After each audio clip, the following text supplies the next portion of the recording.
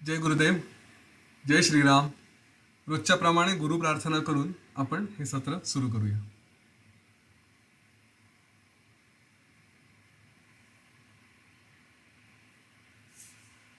स्वस्थ बसू, डोळे बंद करूया.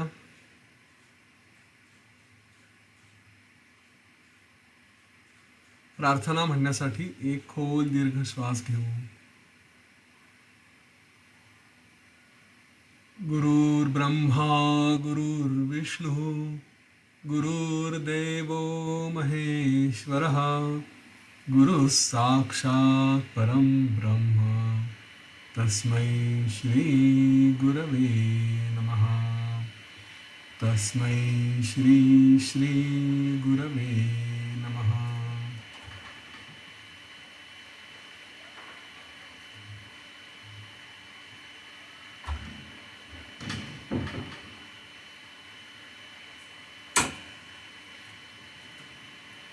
जय गुरुदेव. हळूहळू डोळे उघडूया आणि आजच्या या सेशनला आपण सुरुवात करू.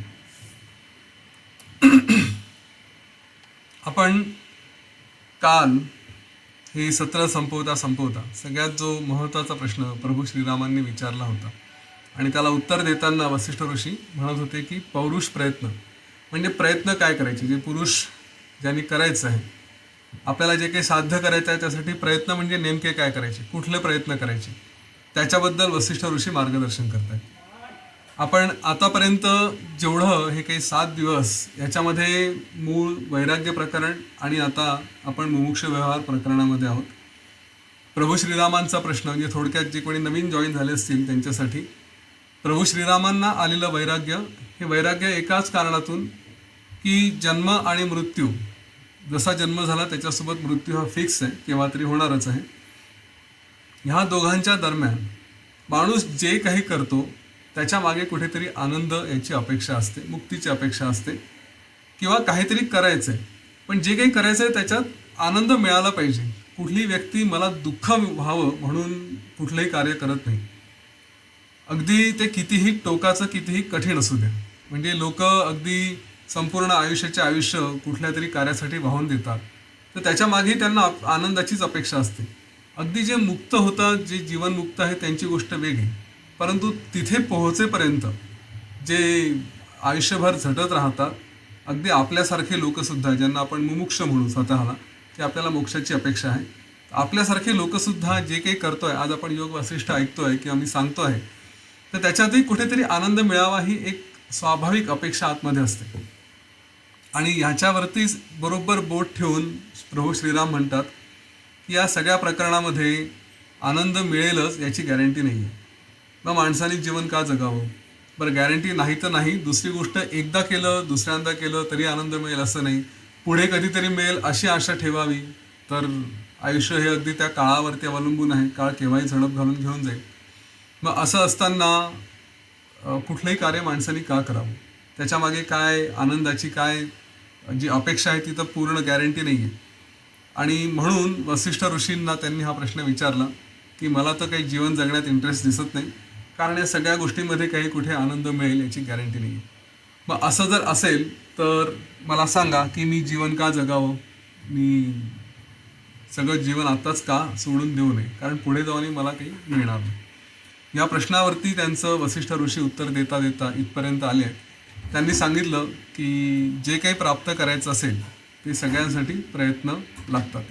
मुळात हाच प्रश्न आज आमच्याकडे किंवा इतर ठिकाणी जो वेगळ्या पद्धतीने डिस्कस होतो, आजच्या युवा पिढीच्या बाबतीतही कधी नैराश्य असेल किंवा आणखी कोणाच्या बाबतीतही असे प्रसंग येतात की का जीवन चांगलं जगावं.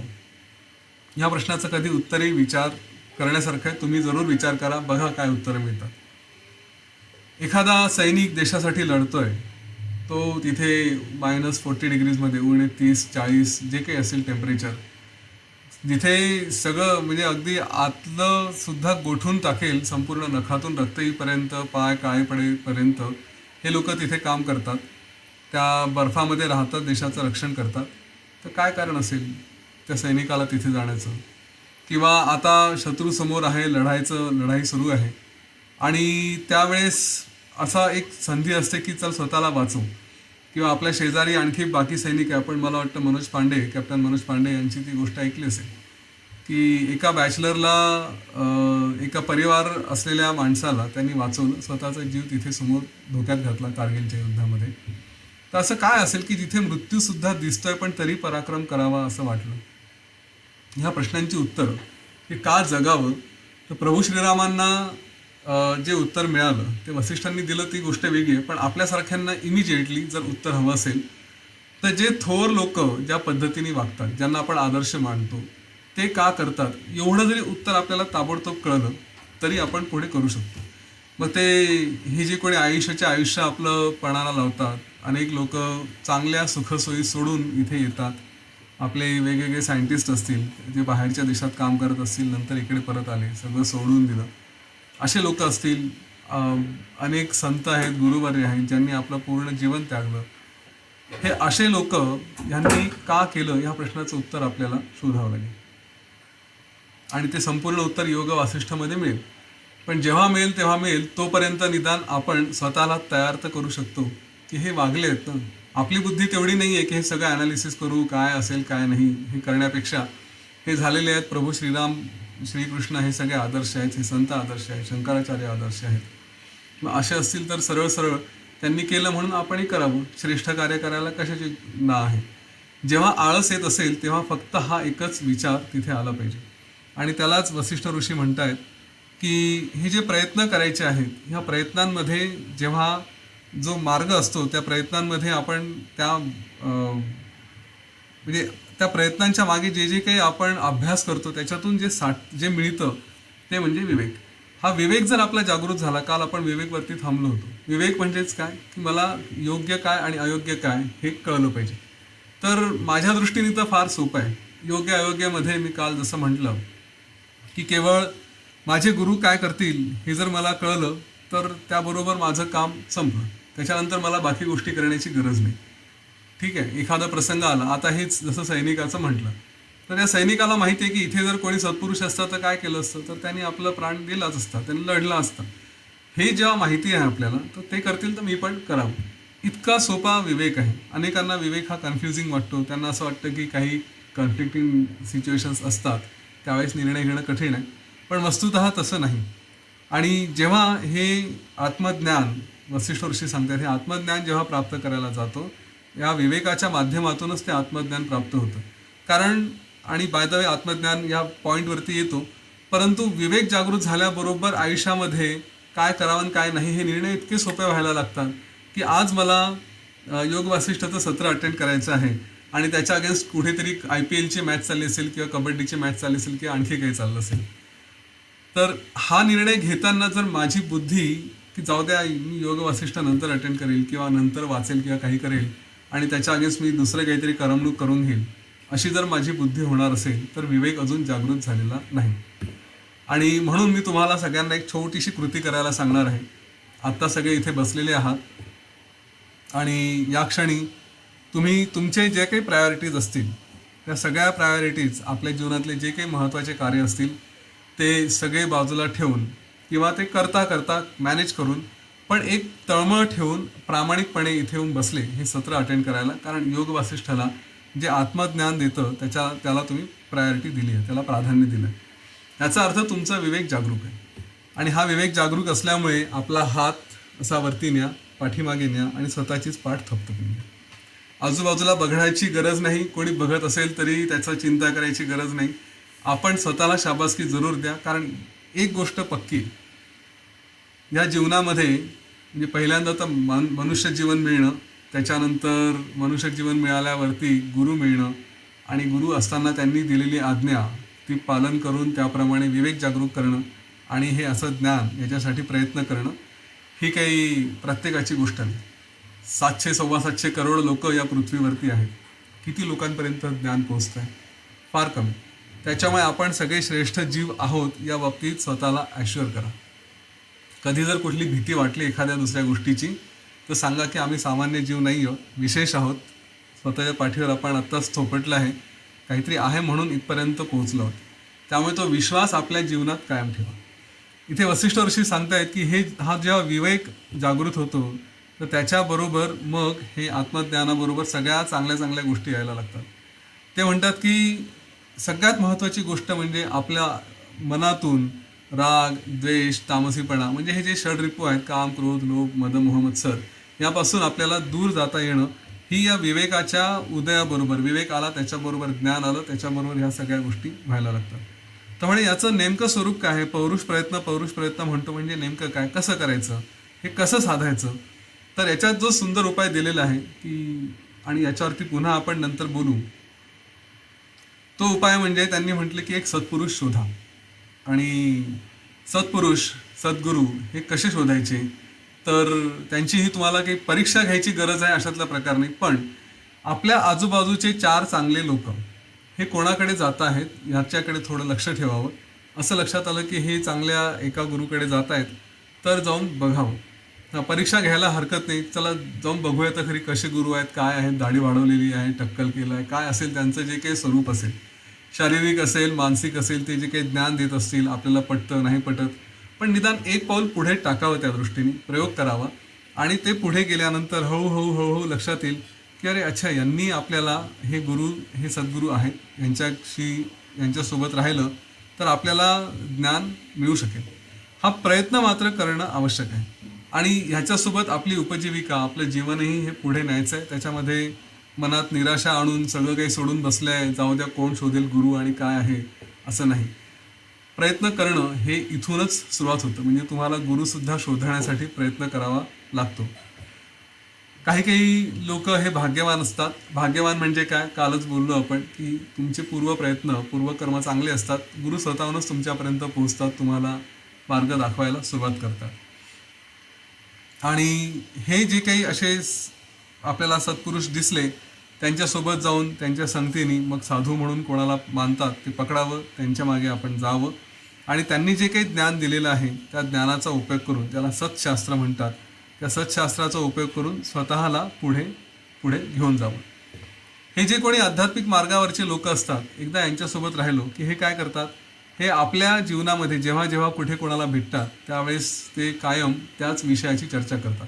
म्हणजे आम्ही जेव्हा एक सत्संगमध्ये भेटतो तर सहसा नॉलेजचीच गोष्ट होते. हे व्यवसायाविषयी किंवा आणखी इतर गोष्टींविषयी फार कमी चर्चा असते.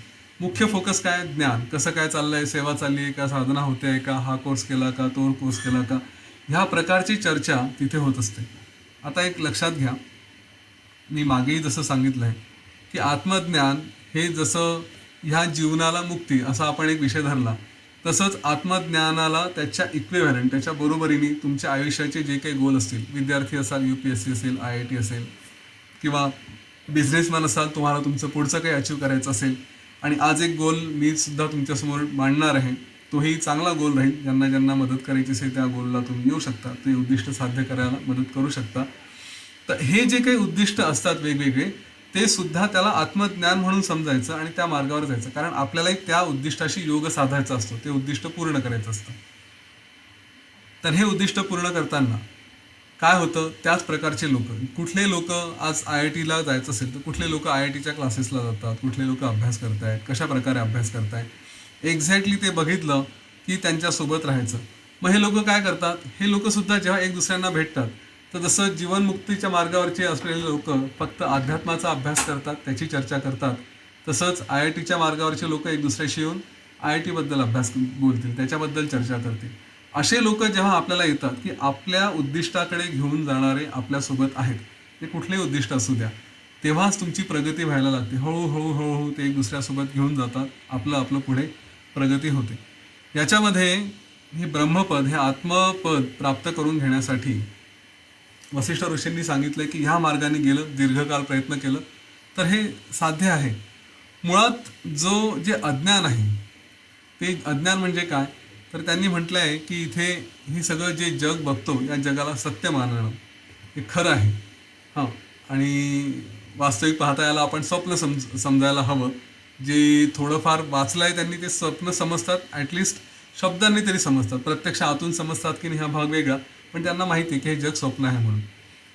तर ह्याला स्वप्न न समजणं, प्रत्यक्ष हे जग खरं आहे असं मानणं, आणि त्याच्यासोबत असलेला अविचार, म्हणजे आपल्या जीवनात जे ज्या कृती करतो त्यांच्या मागे विचार नसणं, या सगळ्या गोष्टींमुळे हा जो रोग आहे अज्ञानाचा, ज्याला इग्नोरन्स म्हटलं जातं, ज्यामुळे हा भ्रम होतो, त्याच्यात माणूस फसत जातो.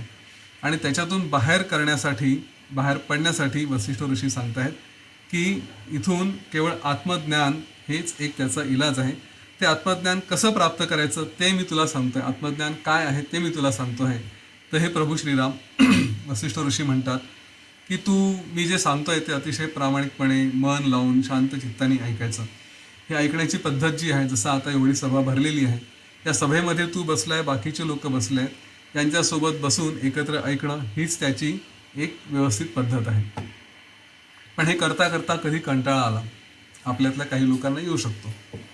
हा कंटाळा आला आणि त्याच्यामुळे तू म्हटलं की जाऊ द्या, सोडून देऊ, बोर होत आहे किंवा काही विशेष वाटत नाही, तर हे पूर्णपणे शेवटपर्यंत न ऐकता तू सोडलं तर एक प्रचंड लाभ जो तुला व्हायचा आहे, जो महालाभ तुला व्हायचा आहे, तो तुला होणार नाही. त्याला तू मुकशील. त्यामुळे तुला काहीही प्राप्त होणार नाही. म्हणून तू या गोष्टीवरती कुठलाही आपला जो प्रयत्न आहे तो न सोडता, माघार न घेता, पराभूत न होता निरंतर तो उद्योग करत राहायला पाहिजे. हा उद्योग जो काही आपला असेल, मी पुन्हा इथे तेच सांगेल, जे काही आपल्या आयुष्याचे उद्दिष्ट असतील ते पूर्ण करण्यासाठी सतत सतत सतत प्रयत्न करत राहणं आवश्यक आहे. जर तू सत्पुरुष आणि सत्शास्त्र, चांगले शास्त्र आणि गुरु यांची जर कास धरशील, यांच्यासोबत जाशील, तर काही दिवसातच किंवा लवकरच तू ते परमश्रेष्ठ पद प्राप्त करून घेशील, असं वसिष्ठ ऋषी तिथे सांगतायत. आणि त्याच्यानंतर ते म्हणतात की या गोष्टीसाठी सतत ऐकणं म्हणजे श्रवण, वाचन आणि मनन ह्या गोष्टी झाल्या पाहिजे. त्यामुळे आपली वृत्ती तशी बनायला लागते. एक प्रश्न सहज येतो की एखादी व्यक्ती अगदीच अडाणी आहे, कधी एक्सपोजरच नाही मिळालं, कधी माहितीच नाही आहे, तर त्या व्यक्तीच्या जीवनात हे सगळं ज्ञान येऊ शकेल का? कधीतरी ती व्यक्ती प्रयत्न करते आणि ती व्यक्ती प्रयत्न करायला लागल्यानंतर एकदा या मार्गावरती आलो ना, हळूहळू का होईना पण फरक पडायला लागतो. सुरुवातीला असं वाटतं काहीच फरक नाही पडत, पण जेव्हा आपण काही काळ पुढे गेल्यानंतर मागे वळून बघतो तेव्हा असं लक्षात येतं की अरे इतका फरक पडलेला आहे. या प्रयत्नांचं स्वरूप फक्त रिझल्ट्सकडे न बघता एकच जे सांगितलं आहे शास्त्रामध्ये की वाचा वाचा वाचा, अभ्यास करा, मनन करा, परिणाम आपोआप होत जातो, तो आपल्या न कळत होतो. इतका सुंदर हा विषय आहे. याच्यावरती वसिष्ठ ऋषी आता योग वासिष्ठबद्दल माहिती सांगतात. ते म्हणतात की हे जे शास्त्र जाणणारं आहे, हा जो अभ्यास करतो, हे आत्मज्ञान, हे योग वासिष्ठ हे सगळ्यात श्रेष्ठ असं शास्त्र आहे. श्रीरामांनी प्रश्न विचारला, ते म्हणाले की मला तुम्ही म्हणताय आत्मज्ञान प्राप्त करा वगैरे, परंतु हे आत्मज्ञान कसं प्राप्त होईल, कशाचा अभ्यास केला, काय केलं म्हणजे हे प्राप्त होईल? तर इथे वसिष्ठ ऋषी योग वासिष्ठची माहिती सांगत आहेत. ते म्हणतात की हे जे ज्ञान आहे हे सगळ्या प्रकारच्या वाङ्मयामध्ये, सगळ्या प्रकारच्या पुस्तकांमध्ये, ग्रंथांमध्ये, शास्त्रांमध्ये हे सगळ्यात श्रेष्ठ आहे जे मी तुला सांगतोय. आणि वसिष्ठ ऋषी हे पण म्हणतात की जर नियमितपणे याचा अभ्यास केला तर मी तुला गॅरंटी देतो, मी तुला खात्री देतो की यानी निर्वाण प्राप्त होईल, यानी मुक्ती प्राप्त होईल. बघा, एकतर सांगणारे वसिष्ठ ऋषी, त्यांचा स्वतःवरती असलेला विश्वास, त्यांचा स्वतःच्या ज्ञानावरती असलेला विश्वास आणि ऑफकोर्स पुढे प्रभू श्रीराम बसले आहेत, त्यांच्याप्रती सुद्धा असलेला विश्वास, या तिन्ही गोष्टी एकत्र आलेल्या. म्हणजे मी सांगतो आहे, तू ऐकतो आहेस, आणि हे ज्ञान आहे. हे ज्ञान किती शक्तिशाली आहे, तर सांगणारा, ऐकणारा आणि ज्ञान स्वतः, या तिघांची शक्ती अशी आहे की जो ऐकेल त्याला हे मुक्ती मिळवून देऊ शकतं. आपल्या बाबतीत जर म्हटलं तर आपण प्रभू श्रीराम नाही आहोत, पण याचा अर्थ असा आहे का की आपल्याला मुक्ती मिळू शकणार नाही? योग वासिष्ठ हे 18 दिवसात त्यांनी प्रभू श्रीरामांना पूर्णपणे परावर्तित केलं, त्यांचं सगळं जीवनच बदलून टाकलं. आपलंही जीवन डेफिनेटली बदललं जाईल, मी या बाबतीत गॅरंटी निश्चित देऊ शकतो की आपल्याला प्रचंड फरक जाणवायला लागेल.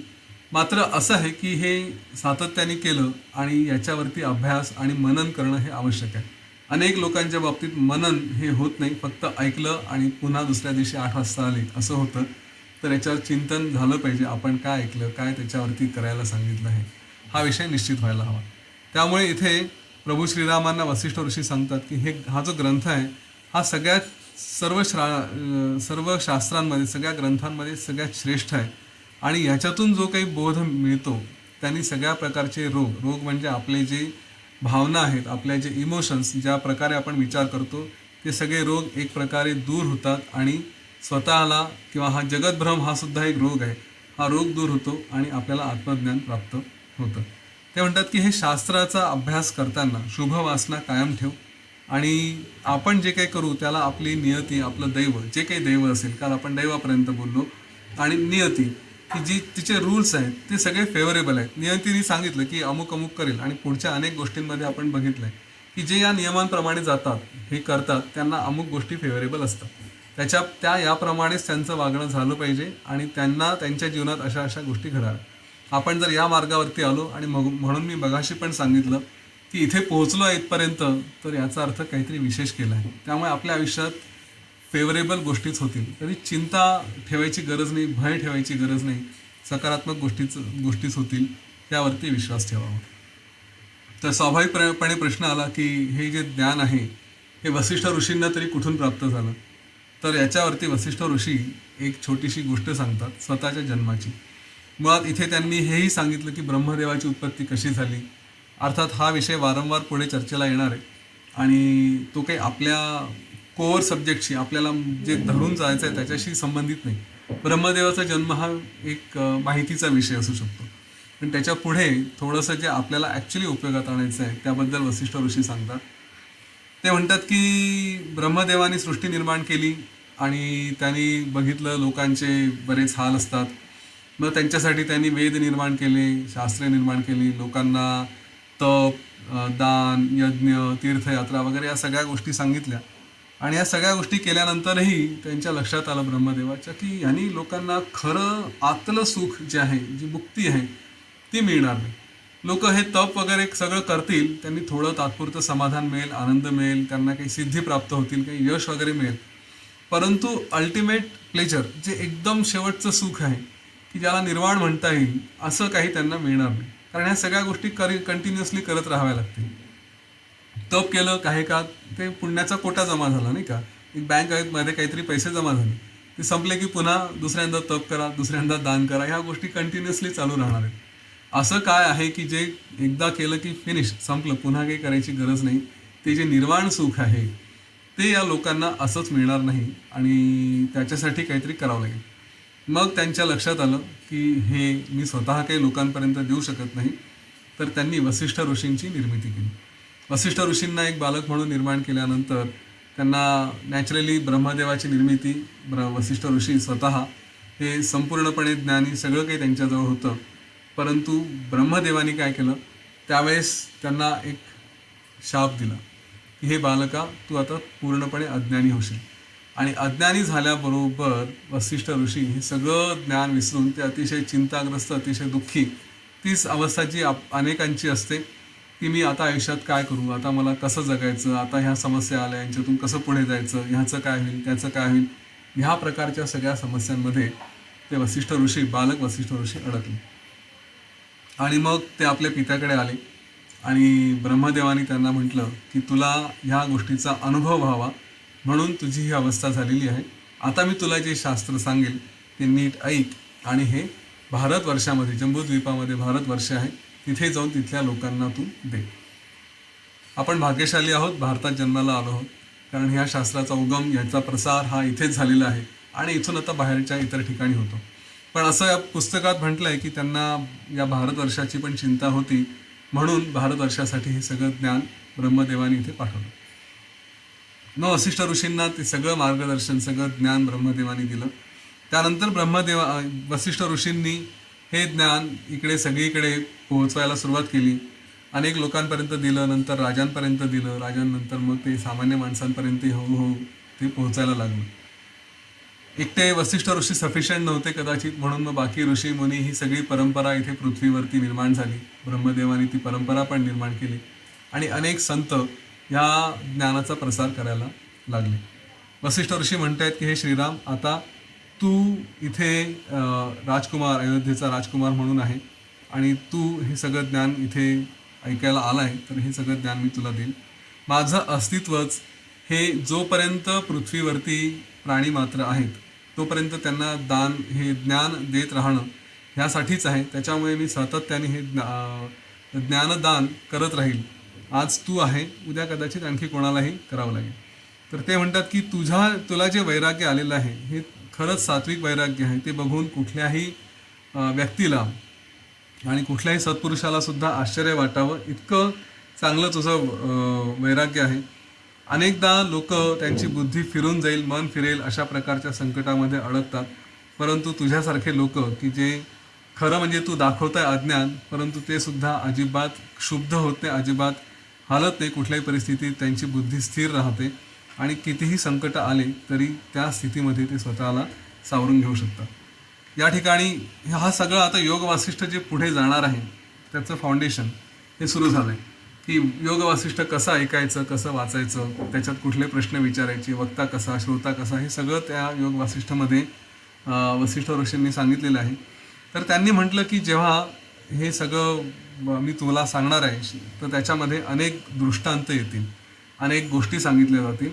त्या दृष्टांतांना, त्या गोष्टींना त्या त्या स्वरूपातच बघायचं. योग वासिष्ठ ऐकण्याचे काही पथ्य आहेत, ते पथ्य हे नीट ऐकून घे. पहिली गोष्ट म्हणजे की हे जेव्हा सांगितलं जाईल तेव्हा जे काही प्रश्न येतील ते प्रश्न विचारताना ते अतिशय रिलेव्हंट प्रश्न असावे. मागेही मी हा विषय एकदा बोललो होतो की आपल्याला अनेक असं वाटेल यतीन ऋषींना किती नॉलेज आहे, त्यांना काहीतरी असे प्रश्न विचारावे की ज्याच्यामध्ये कुठेतरी 14 भुवनांची नावं सांगा, असा एक प्रश्न येऊ शकतो. आता ही इन्फॉर्मेशन झाली. मला 14 भुवनांची नावं पाठ आहेत की नाही यापेक्षा आपण जो या ज्ञानाच्या मार्गावरती जो प्रश्न विचारतो आहे, जो वेळ आपण इथे खर्च करतो आहे, त्या वेळेचा जास्तीत जास्त सदुपयोग आपल्याला होतो आहे का? तर हे जर विचार ह्या पद्धतीने जर प्रश्न आले की मला जीवन जगण्यासाठी जे संबंधित प्रश्न आहेत ते विचारावे, ना की ज्यांच्यामध्ये खूप माहिती मिळेल पण तिचा उपयोग काहीच नाही. हो ना, 14 भुवनांचे नावं माहीत करून आपल्याला काही फायदा होणार नाही. पण त्याच्याऐवजी मी माझ्या ह्या समस्या कशा सोडवता येऊ शकतील ह्याच्याविषयी जर माहिती मिळाली तर कदाचित हे जीवन सुखकर होईल. तर नेहमी ह्या गोष्टीवरती फोकस करा. योग वासिष्ठ वाचताना बऱ्याचदा हे असं कन्फ्युजन होतं. अनेक ठिकाणी अनेक प्रकारची माहिती, अनेक प्रकारचे वर्णन, ह्या सगळ्या गोष्टी तिथे आहेत, पण त्या गोष्टींकडे लक्ष जातं, त्याच्यात माणूस अडकतो आणि मग आता हे पाठ करू, ते पाठ करू, अरे मागे काहीतरी सांगितलं होतं ते लक्षात नाही राहिलं, अशा विषयाकडे जर जायला लागलो तर आपली गाडी पुढे कधीच जात नाही, ती सारखी सारखी मागेच जायला लागते. आणि ह्याच्यातून सुटायचं असेल तर केवळ काय सांगितलं जातं, काय ज्ञान मिळतं आहे त्याचा उपयोग करून आपण पुढे जाऊ. आणि इथे म्हणून वसिष्ठ ऋषी सांगतात की जर हे सगळं जो काही तुला प्रश्न जे काही असतील ते या पद्धतीने जर तू ऐकलं, या मार्गाने तू गेला, प्रश्न विचारताना व्यवस्थित त्याच्याशी संबंधित असे प्रश्न विचारले तर तुला जे आत्मज्ञान आहे ते सहज प्राप्त होईल. इथे त्यांनी त्याला ओझरता उल्लेख केला आहे 4 द्वारपालांबद्दल, ज्यांच्याबद्दल आपण सविस्तर चर्चा करू. त्यांनी म्हटलं आहे की 4 द्वारपाल यांच्यापैकी कुठल्याही एकाची मैत्री केली तर तुला हे आत्मज्ञान सहज प्राप्त आहे. 4 द्वारपाल कुठले आहेत तर त्यांनी म्हटलं एक आहे श्रम, दुसरा आहे आत्मविचार किंवा विचार, तिसरा आहे संतोष आणि चौथा आहे सत्समागम किंवा साधू संगती. या 4 पैकी कुठलेही श्रम, सत्संग, संतोष आणि विचार, या 4 पैकी कुठल्याही एकाचं जर तू जर हे घेतलं, सहाय्य घेतलं तर तुला पुढे हे जे ज्ञान आहे हे सहज तुझ्याकडे आपोआप प्राप्त होते. यासाठी या 4 पैकी एकावरती निश्चित प्रयत्न करावा. पुढे जाऊन आपण याच्यात डिटेलमध्ये बघणार आहोत. त्यांनी सांगितलं की जे लोक प्रयत्नशील असतात ते कमीत कमी या 4 पैकी एकाचा मार्ग घेतात, परंतु जे अज्ञानी असतात, अडाणी असतात, ते मात्र हे सगळं सोडून ते केवळ कुठेतरी वेगवेगळ्या कल्पनांमध्ये अडकतात, स्वतःच्या संकल्पना निर्माण करतात. दुर्दैवाने चांगल्या चांगल्या लोकांच्या बाबतीत हे घडतं की आपल्या मनातूनच काहीतरी संकल्पना निर्माण केली, हे असं असतं, ते तसं असतं, हे नियम असे आहेत, ते नियम तसे आहेत, आणि नको त्या गोष्टींमध्ये अडकतात आणि त्यांचं आयुष्य काही पुढे जात नाही, आहे तिथल्या तिथेच फिरत राहतं. त्यामुळे या बाबतीत जरूर विचार करावा की आपण जे नियम ठरवतो आहे, आपण जे वागणं आहे आपलं, हे किंवा याच्या संकल्पना यात खरंच काही दम आहे का? आणि याचं उत्तर पुन्हा तेच की गुरु आहे का? गुरु असं वागतील का? गुरूंचं काय म्हणणं आहे हे ज्याला कळतं ना, त्याची गाडी अशी फटाफट पुढे जाते. एखादा मॅथमॅटिक्सचा प्रॉब्लेम सोडवायला बसले असाल आणि अडकले तर त्या ठिकाणी फॉर्म्युले काय काय ते जर पाठ असतील तर पटपट फॉर्म्युले लावायचे, गाडी आपले गणित पुढे घेऊन जायचे. इतकं सोपं असतं. इथे फॉर्म्युला एकच आहे, साधू पुरुषांची संगत, त्यांनी जे म्हटलं त्याचं ऐकायचं आणि जिथपर्यंत शक्य आहे साधू पुरुषांच्या सोबत राहा. आपल्या इंद्रियांचा निग्रह, म्हणजे आपण हे जे काही अष्टांग योग वगैरे असतात ते सगळे त्यांचा उपयोग करून बुद्धीचं सामर्थ्य वाढवायचं. इथे प्रज्ञावर्धन याला फार महत्त्व दिलेलं आहे. आपली बुद्धी चांगली व्हायला लागली की त्याच्यानंतर आपोआप चांगले सुसंस्कार होतात आणि मग नॅचरली चांगल्या मार्गाला आपण जायला लागतो. हा जो सगळा एकूण प्रकार सांगितलेला आहे याच्यामध्ये काल परवाकडे एक प्रश्न आला होता, मंत्रांची शक्ती आहे का, प्रार्थनेला अर्थ आहे का. तर हे जे काही करतो ना आपण, सध्या तर काही पोहोचले नाही आहोत आपल्यातले काही जण पोहोचलेले असतील, पण जे नाही पोहोचले त्यांना कुठून तरी सुरुवात करणं आवश्यक आहे. हे जे सगळे कर्मकांड असतील, जे काही असेल, पूजा अर्चा, मंत्र जप, प्राणायाम, ध्यान, योग, ह्या सगळ्या गोष्टी ह्या कशासाठी असतात, तर हे आपलं चित्त शुद्ध करण्यासाठी. एकदा चित्त शुद्ध झालं की मग बाकीचं ज्ञान हे आपल्याकडे स्वीकारता येतं. आणि म्हणून वसिष्ठ ऋषी म्हणतायत की हे राम, तू या सत्संग किंवा हे जे आपली बुद्धी शुद्ध करणं या सगळ्या प्रकारांना त्यांना प्राधान्य दे, त्यांच्या मार्गाने जा. म्हणजे मग आपले सगळे जे मानसिक दुःख आहेत, वेगवेगळे विचार येणारे असतात, ते आपले सगळे दूर होतील आणि या जगाकडे केवळ एक हा सगळा भ्रम आहे, हा सगळा गारुड्याचा खेळ आहे अशा दृष्टीने बघून मग यातल्या कुठल्याही गोष्टींमध्ये न फसता स्वतःला तू वाचू शकशील. पण जे असे आहेत की जे अज्ञानातच ज्यांना राहायचं आहे, ज्यांना असं वाटतं की हे सगळं काही खरं आहे, या सगळ्या गोष्टींमध्ये खूप त्यांना अटॅचमेंट ठेवायची, विश्वास ठेवायचा, त्याला फसायचं आणि त्याच्यात पुढे जायचं, तर त्यांच्या आयुष्यात दुःखच दुःख आहे. बोलायला मला हे फार सोपं वाटतं की या जगाला भ्रम समजा, पण इथून आज रविवार आहे, आज माझी इच्छा आहे की मला जेवताना रात्री पनीरची भाजी मिळावी.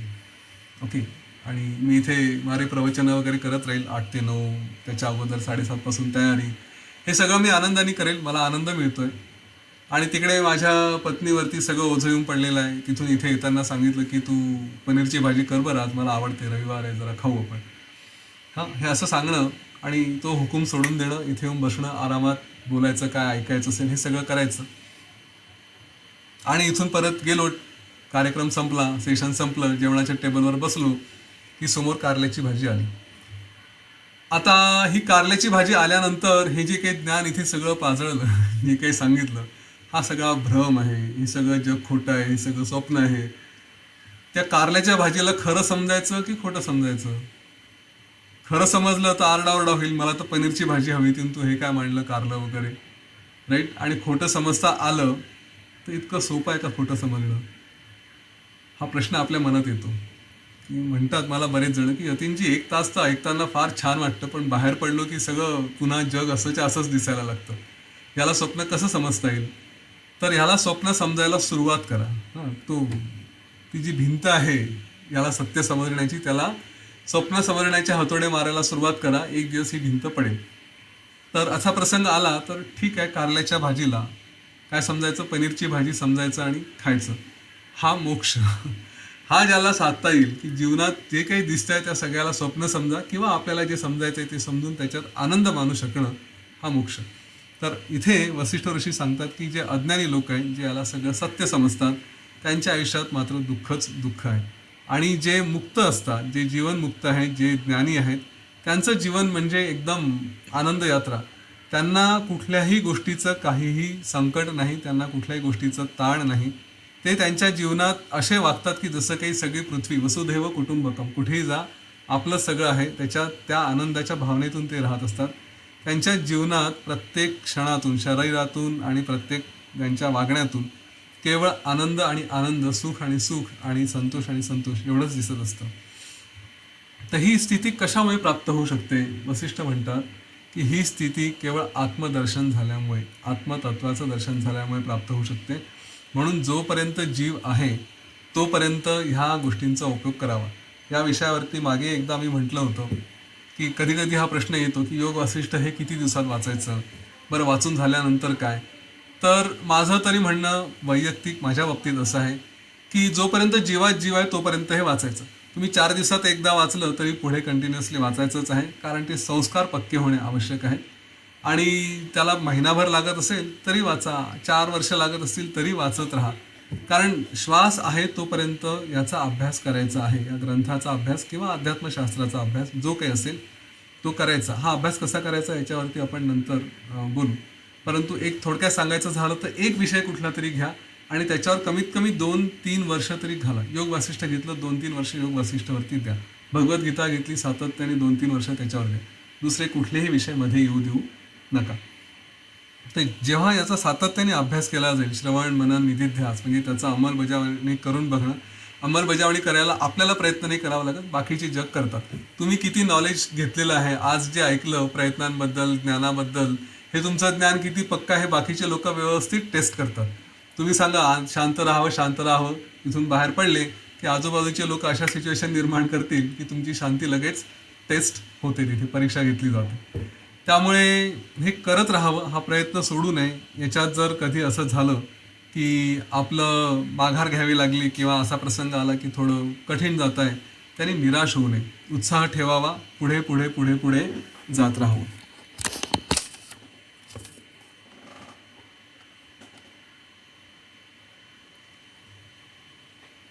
आणि ह्या शास्त्राची अवहेलना, याची निंदा कधी करू नये असंही वसिष्ठ ऋषी सांगतात.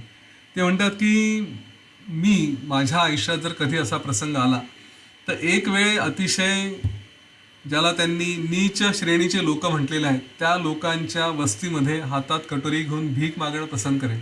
परंतु अज्ञानी होणं आणि या ज्ञानावर टीका करणं हे असले गोष्टी मी करणार नाही. मूर्खपणात राहणं हे मला माझं जीवन घालवायचं नाही. त्यांनी वारंवार सांगितलं आहे, मूर्खपणा, अज्ञान हा सगळ्यात मोठा शाप आणि ज्ञान हे सगळ्यात मोठं सुख. ज्याच्याकडे हे खरं ज्ञान आलं, खरं ज्ञान कुठलं तर ह्या प्रश्नांची उत्तरं, मी कोण, हे जीवन काय, ही सृष्टी काय, हे सगळं निर्मिती काय, ह्याबद्दलचे उत्तरं शोधण्याचा प्रयत्न करणं. मी हेही म्हणत नाही की यांचं उत्तर मिळणं म्हणून, प्रयत्न जरी करायला लागले तरी खूप आहे. यांचा प्रयत्न करत राहणं म्हणजेच ते खरं ज्ञान. तर म्हणतात की जो या जगात जन्माला येऊन या मोक्ष साधनेकडे, मोक्ष मिळवण्याच्या प्रयत्नाकडे दुर्लक्ष करतो, आपल्याला स्वतःला जे सुख मिळालं पाहिजे त्याच्या बाबतीत प्रयत्नशील राहत नाही, त्याच्याबद्दल निष्काळजी राहतो, तो निश्चितपणे संकटात सापडतो. याच्याबद्दल आपण पूर्वीही एकदा म्हटलेलं आहे की देवाने इथे पाठवलं. आणि आज एक आणखी संत आहेत, त्यांचं वाक्य ऐकत होतो. गर्भामध्ये असेपर्यंत, गर्भात आल्याबरोबर माणसाला बुद्धी सुचते की अरे देवा, मी पुन्हा जन्म घेणार आहे की काय. आणि त्यावेळेस माणूस, इवन गरुड पुराणामध्ये सुद्धा हे दिलेलं आहे, माणूस तीच देवाकडे प्रार्थना करतो की याच्यातून सोडो, याच्यातून सोडो. आणि याच्यातून सोडो म्हटल्यानंतर मी आता जन्म घेतल्यानंतर मी केवळ तुझीच आराधना करेल, तुझीच प्रार्थना करेल, मी सत्याने वागेल, सगळं प्रकारचे प्रॉमिसेस माणूस करत राहतो. परंतु जन्म झाल्याबरोबर जसे डोळे उघडतो हे जग दिसायला लागलं की तो सगळं देवाला केलेले प्रॉमिसेस विसरतो. आणि हे विसरल्यानंतर मग आयुष्यभर कधी स्वतःचा विचार न करणं, मोक्षाबद्दल विचार न करणं, आत्मविचार न करणं, हे करत करत जीवन संपतं, मृत्यू येतो. मृत्यू आल्यानंतर जेव्हा पुन्हा देवाच्या दरबारात जातो तेव्हा देव एकच प्रश्न विचारतो की काय तू कळलं का तू स्वतः कोण आहे. आणि हे जर कळलं असेल तर ये, नाही कळलं तर जा, पुन्हा जठरात जा, पुन्हा जन्म घे, पुन्हा तेच पुनरपी जननम पुनरपी मरणम, हा सिलसिला, हे सत्र चालू ठेव. त्यामुळे कधीतरी आपल्याला ही बुद्धी झाली पाहिजे की अरे मी कोण, हा बेसिक प्रश्न तरी विचारला जावा.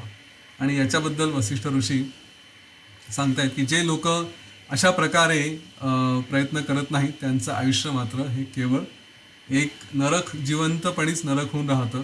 आणि म्हणून ह्या मी कोण आत्मविचार करणं हे आवश्यक आहे. तो कसा करावा तर शास्त्र आणि गुरुवचन यांच्या मार्गाने जावं, सगळ्यात सोपा मार्ग हा आहे. आणि याच्या पुढे वसिष्ठ ऋषी मग ह्या सगळ्या प्रकारचे जे फळं असतात या योग वसिष्ठचे, ह्याच्याबद्दल ते माहिती सांगतात. ते म्हणतात की मी जे काही सांगतो आहे त्याच्याबद्दल एक कुठलीही संशय, कुठलीही शंका मनात ठेवू नकोस.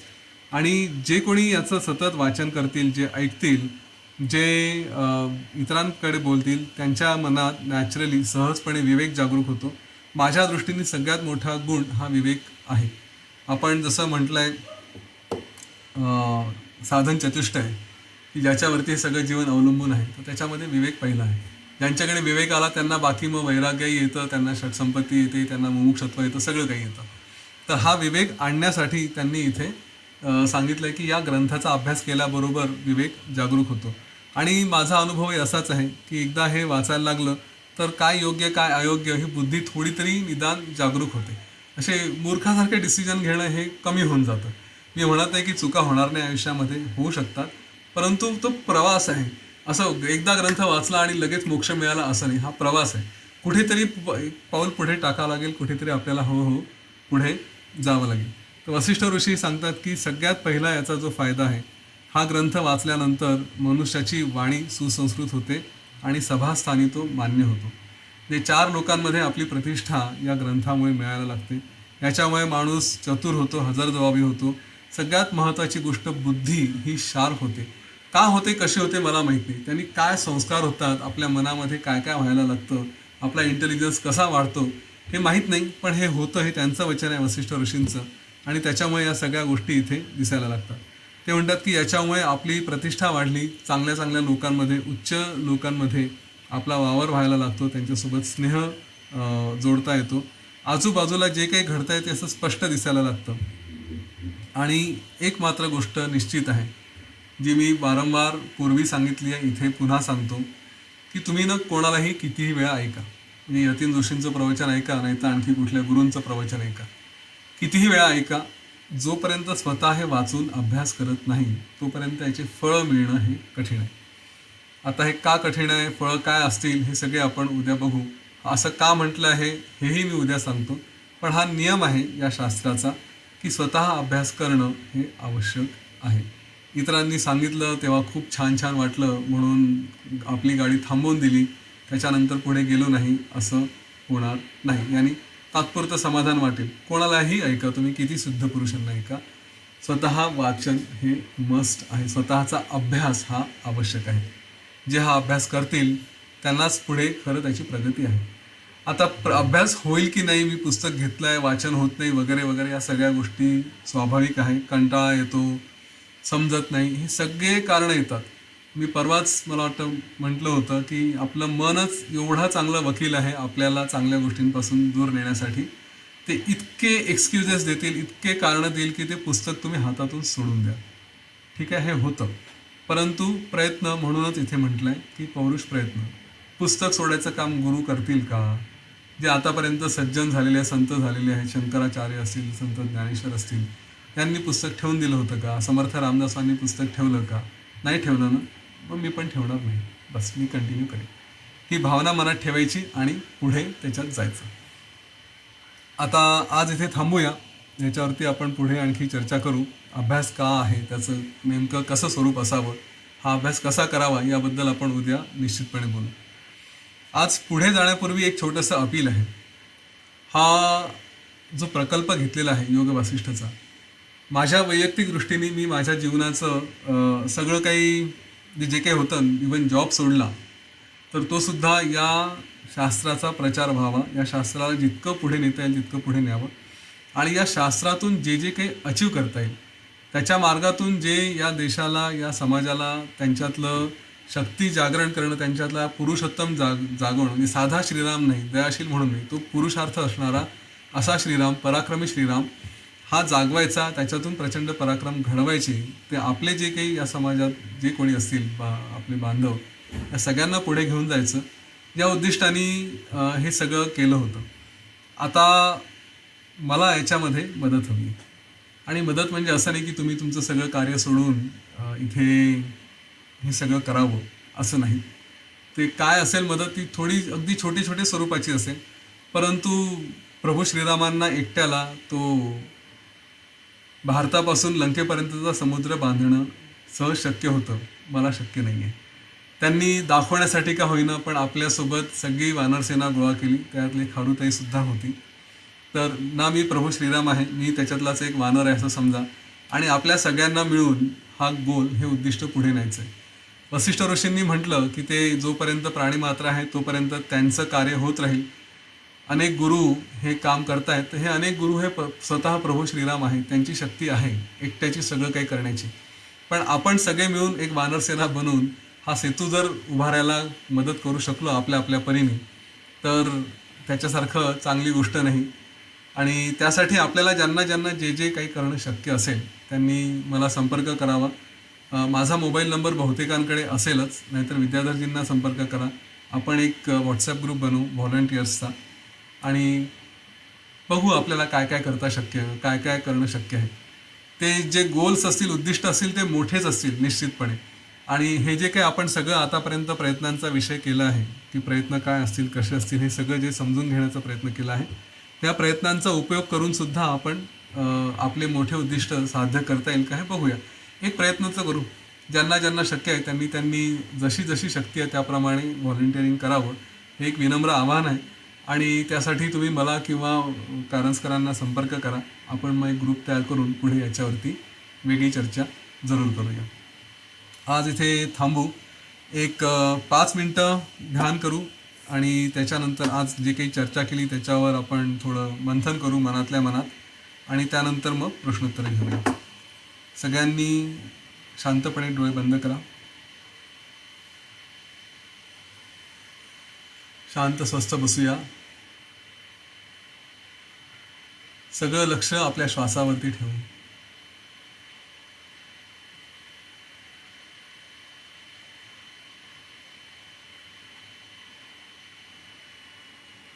आपल्या श्वासाची खोली किती आहे, त्याची गती किती आहे ते बघूया. मुद्दाम त्यांना नियंत्रित करण्याची गरज नाही, फक्त ऑब्झर्व करायचं आहे. जसा चालला असेल तसा श्वास आपलाच मित्र आहे. प्रेमाने त्याच्याकडे फक्त बघायचं.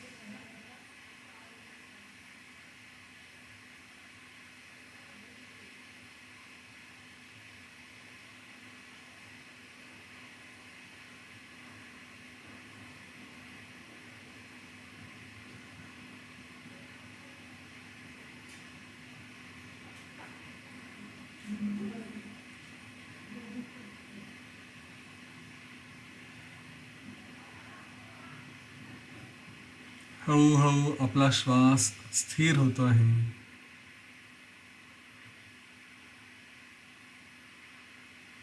सहज होईल.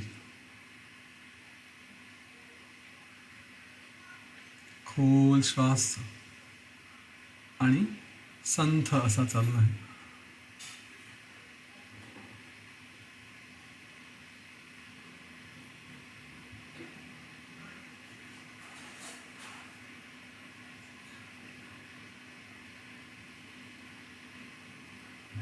जीवन आणि मरण या चक्रातून सुटण्यासाठी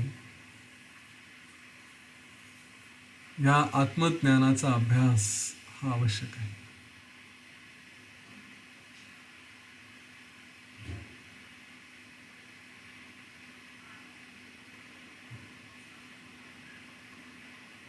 कुठलंही ज्ञान प्राप्त करायचं असेल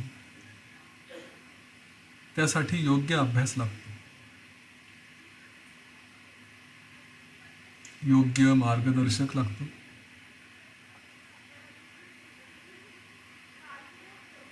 वसिष्ठ ऋषींसारखा मार्गदर्शक आणि हे ज्ञान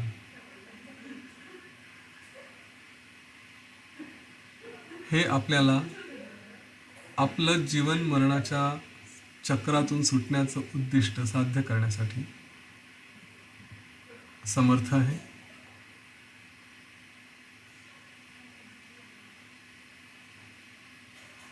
पण ते आहे म्हणून आपण स्वस्थ बसू शकत नाही. आपल्याला त्यासाठी प्रयत्न करावे लागतील. मुळात त्यासाठी श्रद्धा ही असणं आवश्यक आहे. जर वसिष्ठांनी सांगितलं आहे आणि जर श्रीरामांच्या बाबतीत घडलं आहे तर आपल्या बाबतीतही घडू शकतं.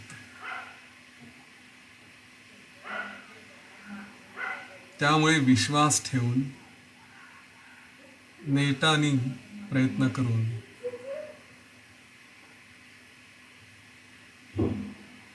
पुढे पुढे जायचं.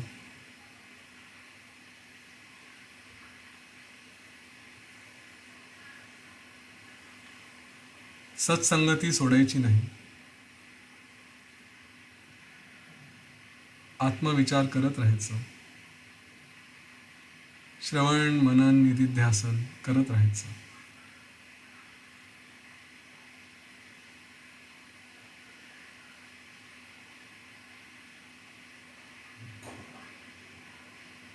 हा मार्ग स्वीकारला, आयुष्यात कुठल्याही क्षेत्रामध्ये हा मार्ग घेतला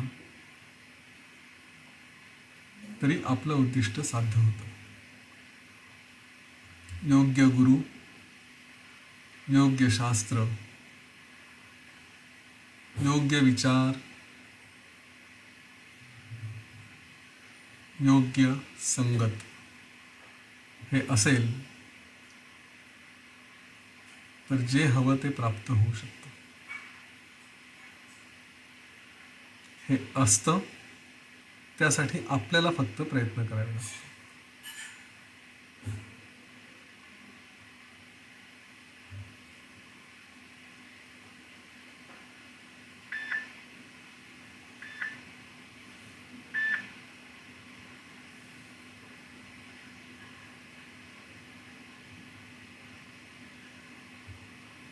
ओम गुरवे नमः.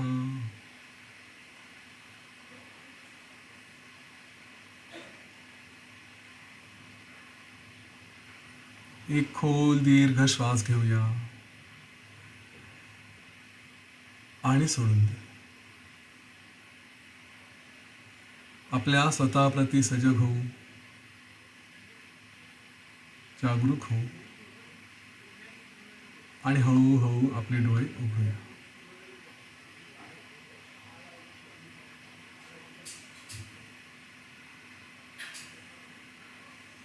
इथे थांबू. काही प्रश्न उत्तर असतील ते करूया. तोपर्यंत उद्यासाठी जय श्रीराम, जय गुरुदेव.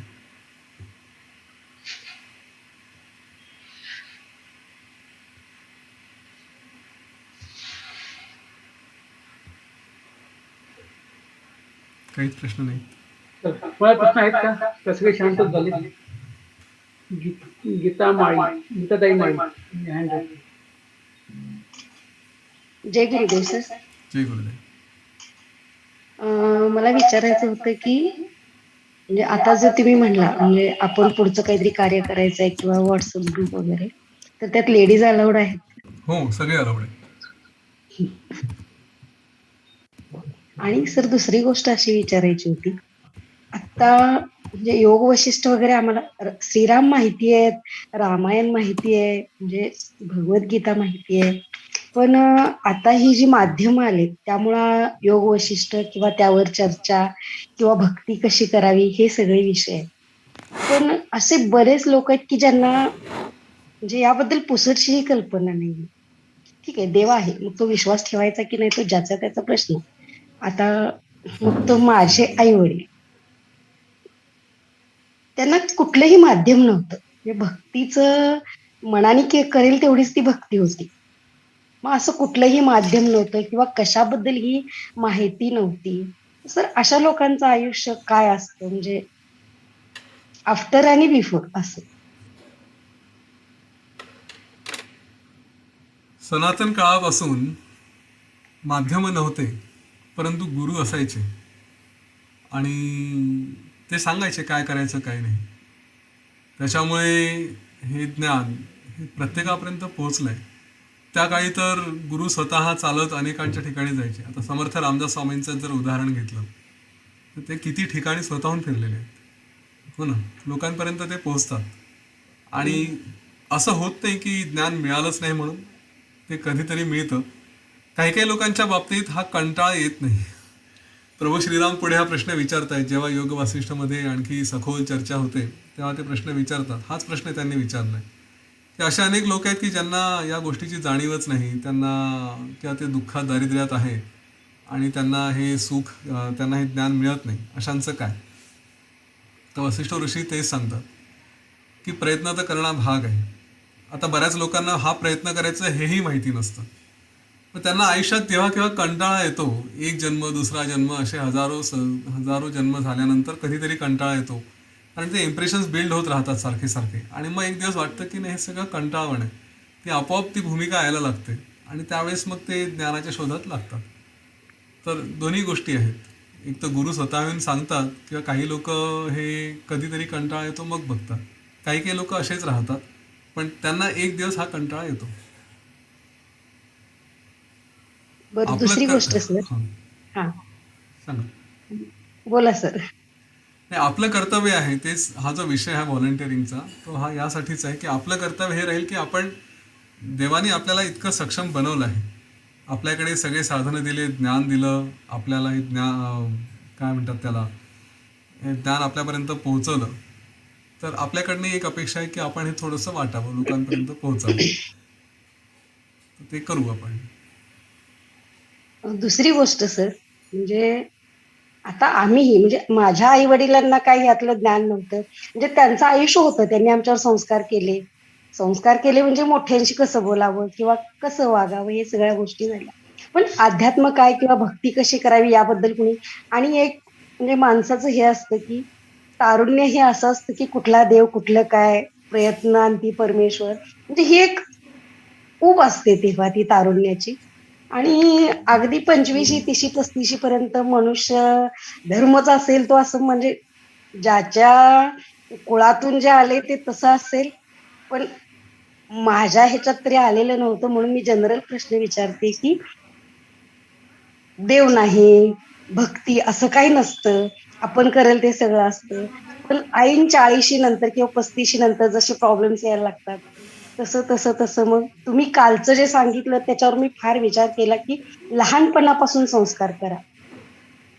मग बरोबर. आप- आम्हाला असे घडले नाहीत संस्कार. संस्कार घडले मोठ्यांना नमस्कार करा, मोठ्यांशी कसं बोला, किंवा बाकीचे सगळे जे असतील ते. पण असं नाही घडले की रामाची भक्ती किंवा हे बाकीचं काही जे नाही घडलं आम्हाला किंवा नाही कळलं. तर आता आम्ही याच्यात पडलो.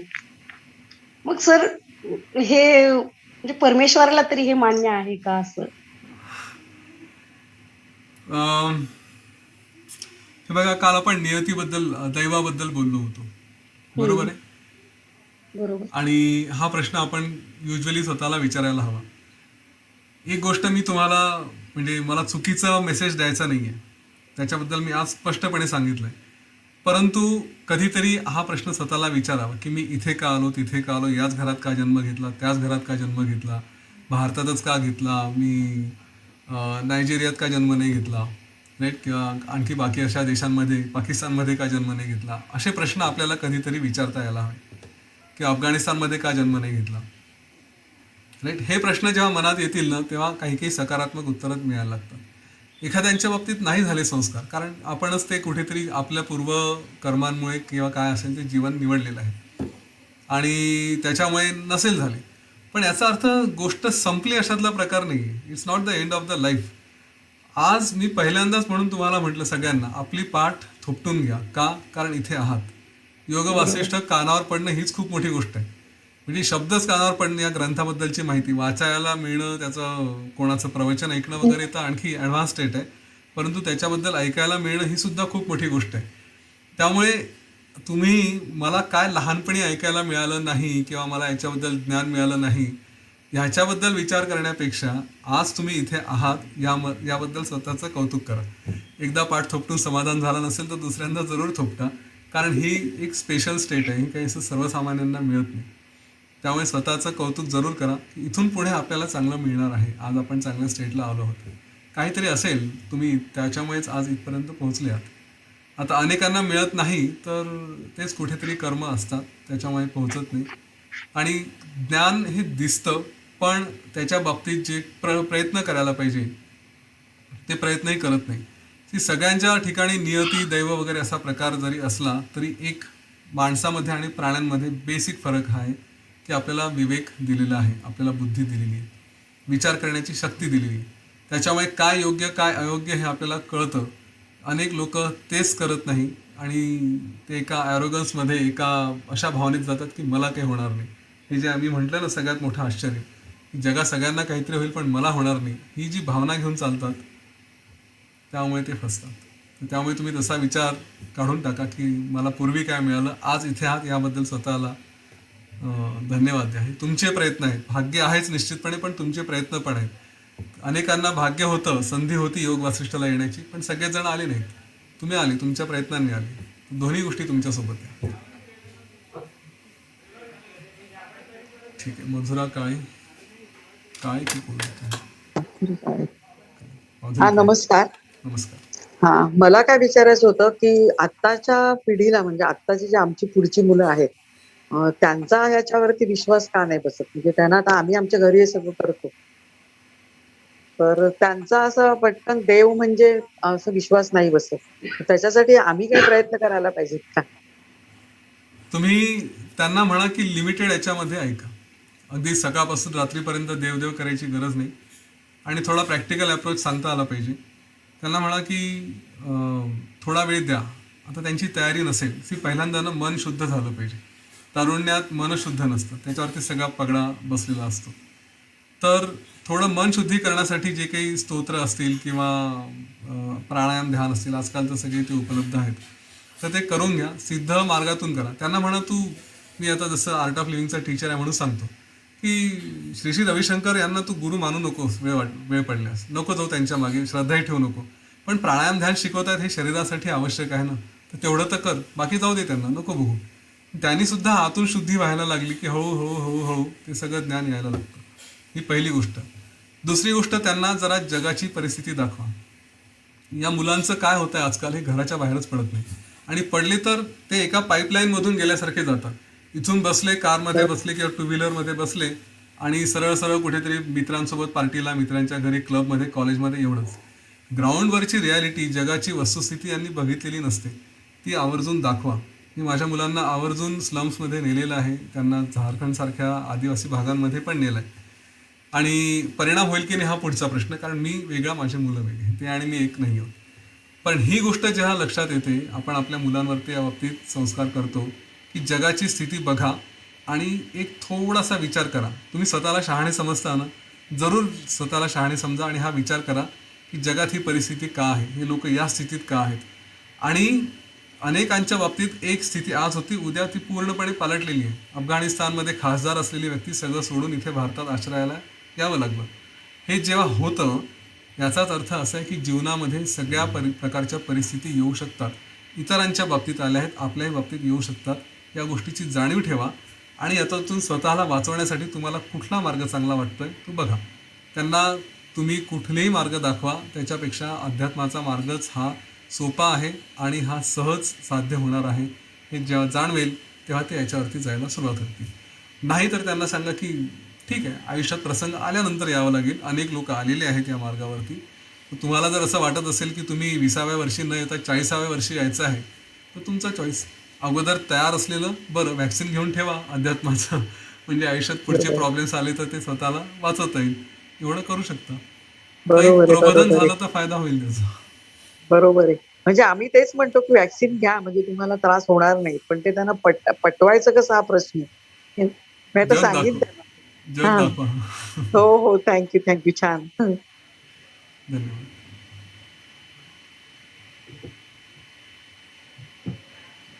चला थांबायचं. आणखी कोणाचे प्रश्न नाही आहेत? आहेत वाटतं एक दोन जण हँड आहेत ना. हात दिसत नाही कोणाची वरती आले. एकदम होते मराठी. बरं, ठीक आहे, चालेल. आज किती वाजले? Yes. थांबूया. आणि मी पुन्हा एकदा आवाहन करेल, ज्यांना इंटरेस्ट आहे व्हॉलंटिअरिंग करण्यासाठी, ज्यांना असं वाटतं की हे ज्ञान सगळ्यांपर्यंत पोहोचावं, ह्याच्यातून जनकल्याण व्हावं, लोकांचा उद्धार व्हावा, हा समाज पुन्हा चांगल्या मार्गाने जावा. आणि नाही सतयुग, पण सतयुग आणण्यासाठी आपण प्रयत्न करू, असं ज्यांना वाटत असेल त्यांनी एकदा जरूर कॉन्टॅक्ट करा. जे जे काही करणं शक्य असेल ते ते तुम्ही निश्चितपणे करू शकता. तर त्यासाठी फक्त फोन करा किंवा मेसेज करा, बेटर ते व्हॉट्सअपवर राहील. मेसेज केलं तर हां, व्हॉट्सअपवर मेसेज व्हॉट्सअपवर मेसेज करा, तुम्हाला ग्रुपमध्ये ॲड करू ग्रुपमध्ये ऍड करता येईल. आणि पुढचं कार्य नेता येईल. तोपर्यंत थांबूया. धन्यवाद. जय गुरुदेव, जय श्रीराम. जय श्रीराम.